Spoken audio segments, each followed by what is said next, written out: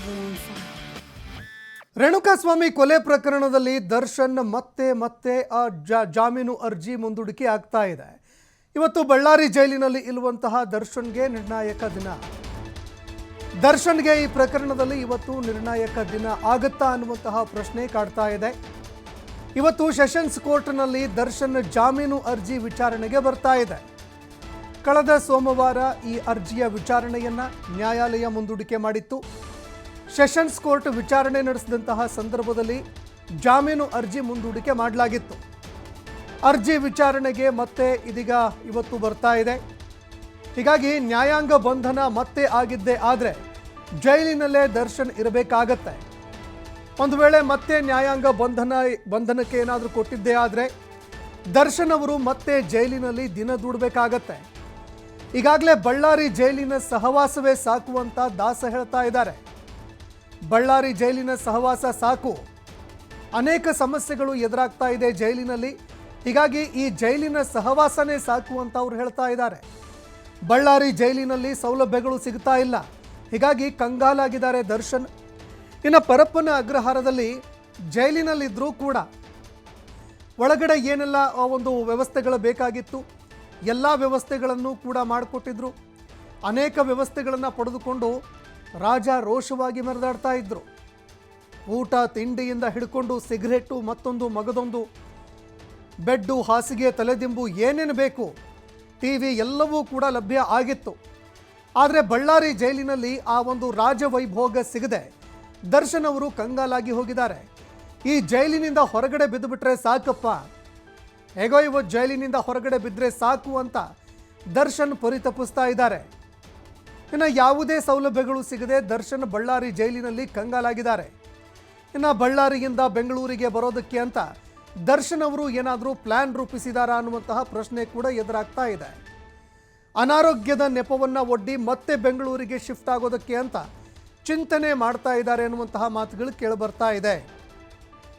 ಅಂದರೆ ದರ್ಶನ್ ಅವರ ಆರೋಗ್ಯ ಸ್ಥಿತಿ ಹದಗೆಟ್ಟಿದೆ ಅನ್ನುವಂತಹ ಒಂದು ನೆಪವನ್ನು ಒಡ್ಡಿ ಬಳ್ಳಾರಿ ಜೈಲಿನಿಂದ ಬೆಂಗಳೂರಿನ ಪರಪ್ಪನ ಅಗ್ರಹಾರಕ್ಕೆ ಶಿಫ್ಟ್ ಆದರೆ ಸಾಕು ಅನ್ನುವಂತಹ ಒಂದು ಮನಸ್ಥಿತಿ ಈಗ ದರ್ಶನ್ ಅವರದ್ದು ಅಂತ ತಿಳಿದು ಬರ್ತಾ ಇದೆ. ಹೇಗಾದರೂ ಮಾಡಿ ಒಟ್ಟು ಪರಪ್ಪನ ಅಗ್ರಹಾರಕ್ಕೆ ಹೋದರೆ ಸಾಕಪ್ಪ ಅಂತ ದರ್ಶನ್ ಅವರು ಹಾಗೂ ಅವರ ವಕೀಲರು ಪ್ಲ್ಯಾನ್ ರೂಪಿಸಿದ್ದಾರೆ ಅನ್ನುವಂತಹ ಮಾತುಗಳು ಕೇಳಿಬರ್ತಾ ಇದೆ.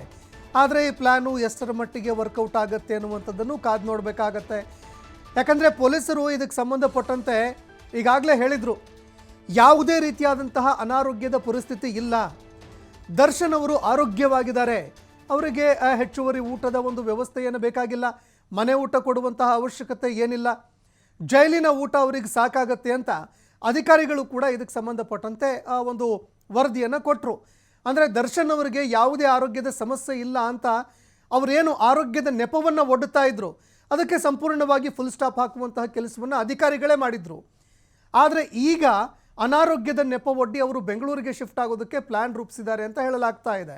ಆದರೆ ಇದು ಎಷ್ಟರ ಮಟ್ಟಿಗೆ ವರ್ಕೌಟ್ ಆಗುತ್ತೆ ಅನ್ನುವಂಥದ್ದು ಕೂಡ ಈಗ ಪ್ರಶ್ನಾರ್ಥಕ. ಯಾಕಂದರೆ ಆರೋಗ್ಯದಲ್ಲಿ ಯಾವುದೇ ಸಮಸ್ಯೆಗಳಿಲ್ಲ, ಇದಕ್ಕೆ ಸಂಬಂಧಪಟ್ಟಂತೆ ಈ ಹಿಂದೆನೇ ಕೋರ್ಟ್ಗೆ ವರದಿ ಕೂಡ ಸಲ್ಲಿಕೆ ಮಾಡಿದರು, ಮನೆ ಊಟದ ಅವಶ್ಯಕತೆ ಇಲ್ಲ ಅಂತ ಅಧಿಕಾರಿಗಳು ಇದಕ್ಕೆ ಸಂಬಂಧಪಟ್ಟಂತೆ ವರದಿ ಕೂಡ ಕೊಟ್ಟಿದ್ರು. ಆದರೆ ಈಗ ದರ್ಶನ್ ಬೆಂಗಳೂರಿಗೆ ಶಿಫ್ಟ್ ಆಗಬೇಕು ಅಂತೇನು ಪ್ಲ್ಯಾನ್ ಮಾಡ್ಕೊಂಡಿದ್ದಾರೆ, ಇದು ಎಷ್ಟರ ಮಟ್ಟಿಗೆ ವರ್ಕೌಟ್ ಆಗುತ್ತಪ್ಪ ಅನ್ನುವಂತಹ ಪ್ರಶ್ನೆ ಎದುರಾಗ್ತಾ ಇದೆ. ಬೆಂಗಳೂರಿಗೆ ದರ್ಶನ್ ಏನಾದರೂ ಶಿಫ್ಟ್ ಆಗ್ತಾರಾ ಅನ್ನುವಂತಹ ಪ್ರಶ್ನೆ. ಆ ಪ್ರಶ್ನೆಗೆ ಉತ್ತರವನ್ನು ಹುಡುಕಿದಾಗ ದರ್ಶನ್ಗೆ ಬೆನ್ನು ನೋವಿನ ಸಮಸ್ಯೆ ಕಾಣಿಸ್ತಾ ಇದೆ ಅನ್ನುವಂಥದ್ದು ಗೊತ್ತಾಗ್ತಾ ಇದೆ. ಬೆನ್ನಿನಲ್ಲಿ ತೀವ್ರತರವಾಗಿರುವಂತಹ ಊತ ಕಂಡು ಬಂದಿದೆ. ಇದರ ಹಿನ್ನೆಲೆಯಲ್ಲಿ ವಿಮ್ಸ್ ವೈದ್ಯರಿಂದ ಸ್ಕ್ಯಾನ್ ಮಾಡಿಸೋದಕ್ಕೆ ಅಂತ ಸಲಹೆ ಕೊಟ್ಟಿದ್ದಾರಂತೆ. ಈಗಾಗಲೇ ಜೈಲಿನಲ್ಲಿ ಇದಕ್ಕೆ ಸಂಬಂಧಪಟ್ಟಂತೆ ಆರೋಗ್ಯ ತಪಾಸಣೆ ಕೂಡ ವಿಮ್ಸ್ ವೈದ್ಯರು ಮಾಡಿದ್ದಾರೆ. ಆರೋಗ್ಯ ತಪಾಸಣೆಯನ್ನು ಮಾಡಿದ್ದಾರೆ. ಬೆನ್ನಿನ ಒಂದು ನೋವಿದೆ, ಊತ ಆಗಿದೆ ಅನ್ನುವಂಥದ್ದನ್ನು ಕೂಡ ವೈದ್ಯರು ಹೇಳಿದಾರಂತೆ. ಇದೇ ಕಾರಣಕ್ಕೆ ಏನಾದರೂ ಬೇರೆ ಆರೋಗ್ಯ ಸಮಸ್ಯೆ ಏನಾದರೂ ಆಗಿದೆಯಾ, ಯಾಕಂದರೆ ಊತ ಆಗಿದೆಯಲ್ಲ ಇದನ್ನು ಸ್ಕ್ಯಾನಿಂಗ್ ಮಾಡಿ ನೋಡಬೇಕು ಅಂತ ವಿಮ್ಸ್ ವೈದ್ಯರು ಕೂಡ ಹೇಳಿದಾರಂತೆ.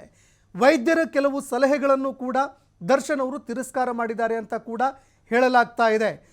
ವೈದ್ಯರು ಕೆಲವು ಸಲಹೆಗಳನ್ನು ಕೂಡ ಕೊಟ್ಟರು. ಇದಕ್ಕೆ ಸಂಬಂಧಪಟ್ಟಂತೆ ಸ್ಕ್ಯಾನಿಂಗ್ ಮಾಡಿಸ್ಕೊಳ್ಬೇಕು ಅಥವಾ ಆರೋಗ್ಯದಲ್ಲಿ ಏನು ಬದಲಾವಣೆ ಆಗಬೇಕು, ಮೆಡಿಸಿನ್ ಆಗಿರ್ಬೋದು, ಟ್ರೀಟ್ಮೆಂಟ್ ಆಗಿರಬಹುದು, ಇದಕ್ಕೆ ಸಂಬಂಧಪಟ್ಟಂತೆ ವೈದ್ಯರು ಕೆಲವು ಸಲಹೆಗಳನ್ನು ಕೊಟ್ಟರು. ಆದರೆ ಅದನ್ನು ದರ್ಶನ್ ಅವರು ತಳ್ಳಿ ಹಾಕಿದ್ದಾರೆ. ಬೇಡ, ಈ ರೀತಿಯಾಗಿ ಮಾಡೋದು ಬೇಡ ಅಂತ ಅವರು ತಳ್ಳಿ ಹಾಕಿದಾರಂತೆ. ಪೇನ್ ಕಿಲ್ಲರ್ ಟ್ಯಾಬ್ಲೆಟ್ ಮಾತ್ರ ಸಾಕು ಅಂತ ದರ್ಶನ್ ಅವರು ಹೇಳ್ತಾ ಇದ್ದಾರಂತೆ.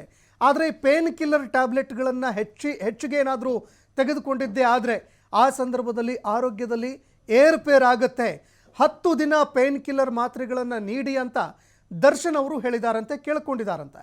ಬೆನ್ನು ಊತ ಜಾಸ್ತಿ ಆಗಿದ್ದೇ ಆದರೆ ತೊಂದರೆ ಆಗುತ್ತೆ ಅಂತ ವಿಮ್ಸ್ ವೈದ್ಯರು ಕೂಡ ಹೇಳಿದ್ದಾರೆ.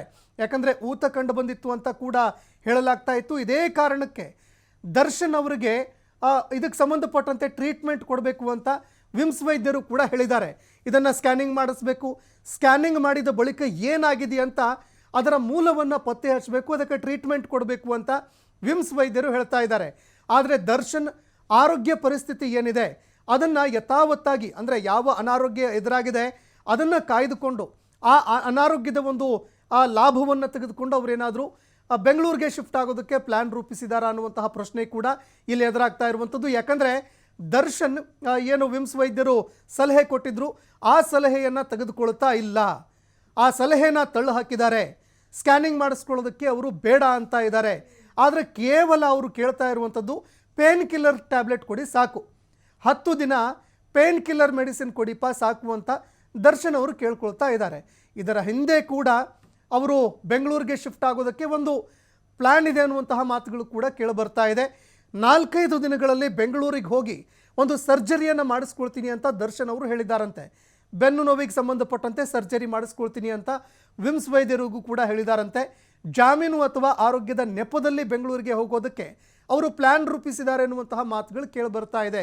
ಇದೇ ಕಾರಣಕ್ಕೆ ದರ್ಶನ್ ಅವರು ಈ ಅನಾರೋಗ್ಯದ ಪರಿಸ್ಥಿತಿ ಏನಿದೆ ಆ ಅನಾರೋಗ್ಯದ ಪರಿಸ್ಥಿತಿಯ ಲಾಭವನ್ನು ಪಡೆದುಕೊಂಡು ಒಂದು ಬೇಲ್ ಪಡೆದುಕೊಳ್ಬೇಕು, ಇಲ್ಲ ಬೆಂಗಳೂರಿಗೆ ಶಿಫ್ಟ್ ಆಗೋದಕ್ಕೆ ಅವರು ಪ್ಲ್ಯಾನ್ ರೂಪಿಸಿದ್ದಾರೆ ಎನ್ನುವಂತಹ ಮಾತುಗಳು ಇದೇ ಕಾರಣಕ್ಕೆ ಚರ್ಚೆ ಆಗ್ತಾ ಇದೆ.